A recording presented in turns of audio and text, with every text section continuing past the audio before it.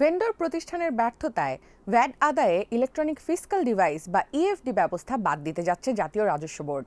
এর বদলে চালু হচ্ছে অ্যাপ ভিত্তিক ভ্যাট আদায় পদ্ধতি। তবে নতুন ব্যবস্থার কেন্দ্রেও রয়ে গেছে আগের ভেন্ডর প্রতিষ্ঠান জেনেক্স ইনফোসিস লিমিটেড। এনবিআর সূত্রে জানা গেছে এসব তথ্য। সূত্র জানায়, কাজ শেষ করার শর্তাবলী পালনে ব্যর্থতা এবং অনেক নিয়মের স্পষ্ট প্রমাণ থাকা সত্ত্বেও এনবিআর জেনেক্স ইনফোসিসের সঙ্গে চুক্তি বাতিল করেনি। এমনকি অ্যাপ ভিত্তিক নতুন ব্যবস্থার বেলাতেও এই কোম্পানির জবাবদিহিতা নিশ্চিত করা হয়নি। বিক্রয় কেন্দ্রে ভ্যাট ফাঁকি রোধ করার জন্য এই ইএফডি মডেলটি চালু করেছিল এনবিআর। এই ব্যবস্থার অধীনে দোকান এবং ব্যবসা প্রতিষ্ঠানে ইলেকট্রনিক ফিসকাল ডিভাইস বসানোর কথা ছিল। প্রতিটি ডিভাইসের কাজ ছিল স্বয়ংক্রিয়ভাবে প্রতিটি বিক্রয়ের তথ্য রেকর্ড করা, ইনভয়েস তৈরি করা এবং লেনদেনের তথ্য সঙ্গে সঙ্গে এনবিআর সার্ভারে পাঠানো।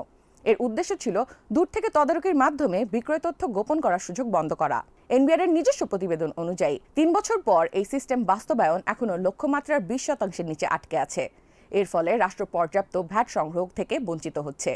২০২২ সালের নভেম্বরে এনবিআর জেনেক্স ইনফোসিস লিমিটেডের সঙ্গে একটি ৫ বছরের চুক্তি স্বাক্ষর করে। এই চুক্তি ২০২৭ সালে শেষ হওয়ার কথা।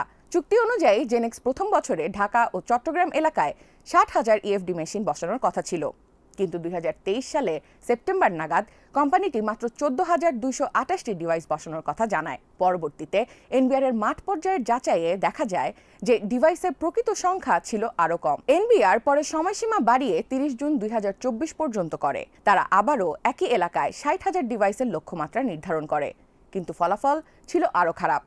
২০২৪ সালের জুন নাগাদ এনবিআর জেনেক্সকে ২২,২৩৫টি ব্যবসা প্রতিষ্ঠানের তালিকা দিলেও কোম্পানিটি বর্ধিত সময়ে মাত্র ১১,৩১৩টি অতিরিক্ত ডিভাইস বসায়। জেনেক্স ১৯৫টি ছোট ব্যবসার জন্য সহজ ডিভাইস বসানোর দাবি করলেও মাঠ প্রদর্শনে মাত্র ৯৭টি সচল পাওয়া যায়। সমস্ত সময়সীমা পার হওয়ার অনেক পরেও প্রকল্পের সার্বিক বাস্তবায়ন মাত্র ১৯% দাঁড়িয়ে আছে। এনবিআর এর গবেষণা ও পরিসংখ্যান উইংয়ের তৎকালীন মহাপরিচালক মোহাম্মদ রাশেদুল আলমের নেতৃত্বে ৮ সদস্যের একটি কমিটির প্রতিবেদনে জেনেক্সের এসব অনিয়মের তথ্য উঠে আসে। প্রতিবেদনে সিস্টেমে দেখানো ডিভাইসের সংখ্যা এবং বাস্তবে বসানো ডিভাইসের সংখ্যার মধ্যে বড় গরমিল চিহ্নিত করা হয়েছে। এই প্রতিবেদনে আরও বলা হয়, ২০২৩ সালের অক্টোবর থেকে ২০২৪ সালের মে মাসের মধ্যে ডিভাইস বসানোর কাজ কার্যত স্থবির ছিল। যেখানে ডিভাইসগুলো বসানো হয়েছে সেখানেও ব্যাপক পরিচালনাগত সমস্যা ছিল। অনেক যন্ত্র ঠিকমতো তথ্য পাঠাতে ব্যর্থ হয়েছে। এগুলোর ড্যাশবোর্ড ব্যবহারকারী বান্ধব ছিল না। যদিও চুক্তিতে জেনেক্সের পক্ষ থেকে ব্যবসায়ীদের প্রশিক্ষণ দেওয়ার কথা ছিল, কিন্তু কমিটি এর কোনো প্রমাণ পায়নি। কমিটি বলেছে, কয়েকটি বাজারে মাঝে মধ্যে কিছু ব্রিফিং দেওয়াকে সঠিক প্রশিক্ষণ বলা যায় না। এর ফলে ব্যবসায়ীরা সিস্টেমটি ঠিকমতো ব্যবহার করতে পারছিল না এবং এটি বড় পরিসরে চালু করাও সম্ভব হয়নি। জনবল ব্যবস্থাপনাও অত্যন্ত অপর্যাপ্ত বলে প্রমাণিত হয়েছে। ২০২৪ সালের আগস্টে আওয়ামী লীগ সরকারের পতনের পর জেনেক্সের বিরুদ্ধে অভিযোগ আরও জোরালো হয়।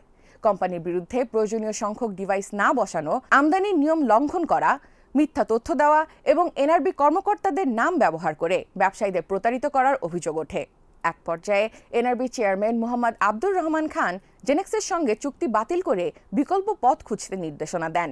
তবে এরপরও নির্দেশ বাস্তবায়ন হয়নি। এনআরবি সূত্র মতে, ডলারের দাম বাড়ায় ডিভাইস আমদানির খরচ অনেক বেড়ে গিয়েছিল।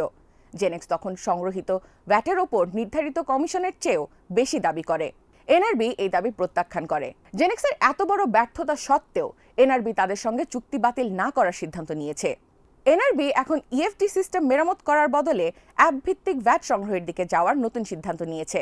নতুন মডেলে ব্যবসায়ীরা বিক্রয় রেকর্ড করতে এবং ডিজিটাল ভ্যাট ইনভয়েস তৈরি করতে একটি মোবাইল বা ওয়েব ভিত্তিক অ্যাপ ব্যবহার করবেন। এতে কোনো আলাদা ডিভাইসের প্রয়োজন হবে না। তবে এই পরিবর্তন এনবিআর এর ভেতরেই প্রশ্ন উঠেছে যে, যদি অ্যাপ দিয়েই কাজ চালানো যেত, তবে কেন কর্তৃপক্ষ হার্ডওয়্যার নির্ভর মডেলের পেছনে এত বছর সময় নষ্ট করল? তবে এই অ্যাপ ভিত্তিক ব্যবস্থার কেন্দ্রেও রয়ে গেছে জেনেক্স। এনবিআর বিদ্যমান চুক্তি বাতিল না করে জেনেক্সকে এই অ্যাপ স্থাপনের দায়িত্ব দিয়েছে।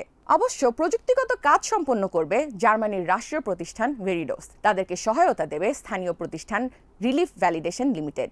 এজন্য জেনেক্সের সঙ্গে চুক্তি করেছে ভেরিডোস। তবে এনবিআর এর মাঠ পর্যায়ের কর্মকর্তারা বলেছেন, আলাদা মনিটরিং সেল গঠন না করা হলে আগের মতোই নতুন উদ্যোগ ব্যর্থ হওয়ার আশঙ্কা আছে। শুধু ঢাকা শহরেই ৫০,০০০-এর বেশি নিবন্ধিত প্রতিষ্ঠান আছে। এর বিপরীতে কর্মকর্তা আছেন প্রায় ১২০০ জন।